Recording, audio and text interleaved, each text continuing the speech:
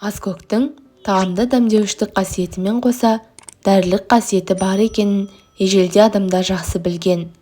Оны көне Египетте бауыр сырқатын емдейтін дәрі ретінде қолданған. Аскөк шілде-тамыз айларында гүлдеп, қыркүйек айында дәні піседі. Аскөк дәнінің денсаулыққа пайдасы әсерлі түрде әртүрлі. Бұл халықтық құрал иммундық жүйеге, ас қорыту және жүрек-қан тамыр жүйесіне пайдалы әсер етеді. Зәр шығару ауруларымен, қабынуымен және гипертониямен күресуге көмектеседі. Ал бактерицидтік, диуретикалық, спазматикалық және седативті әсерге ие. Мұның бәрі биологиялық заттардың жоғары концентрациясында, солардың ішінде витаминдер, В топтары, А және С, Е топтары, минералды тұздар, фосфор, темір, кальций және калий, сахаридтер. Аскөк дәнін паразиттерге қарсы қолдануға болады. Атап айтқанда, құрттарға. Мұны істеу үшін кешкі астан 2-3 сағаттан кейін 2 ас қасық дәнін бір қасығын тұтасымен, екіншісін ұнтақтап жеп, қажет болса аздап бал қосыңыз. Тағы 3 сағаттан кейін 2 ас қасық майсана майын ішіңіз. Іштің желденуі.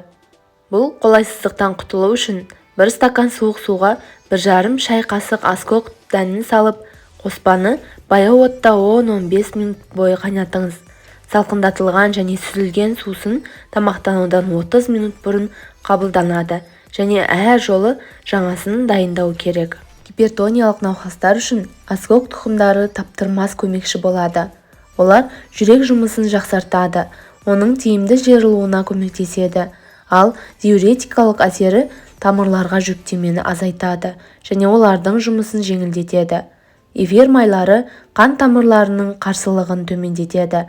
Бұл қан қысымының қалыпқа келуіне әкеледі.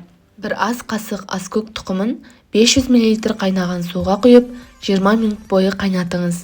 Қайнатпаны күніне бірнеше рет жарты стаканнан 7 күн бойы қабылдаңыз. Ерлер мен әйелдердегі циститте.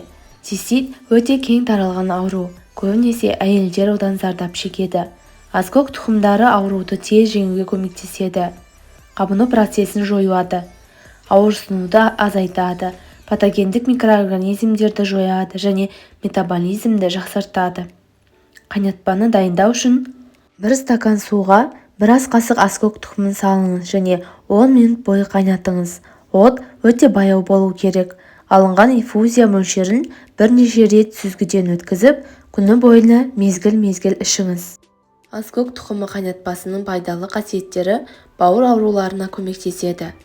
40 грамм тұқымды қайнаған суға құйып 4 сағат бойы тұндырып қою керек. Содан кейін күніне 3 рет бірнеше жұтым ішу керек.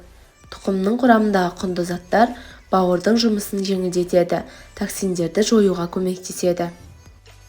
Сіздермен бөліскім келген осылар еді достар, пайдаланып көріңіздер, ем болсын, ауырмаңыздар. Келесі видеоға дейін аман сау жүріңіздер.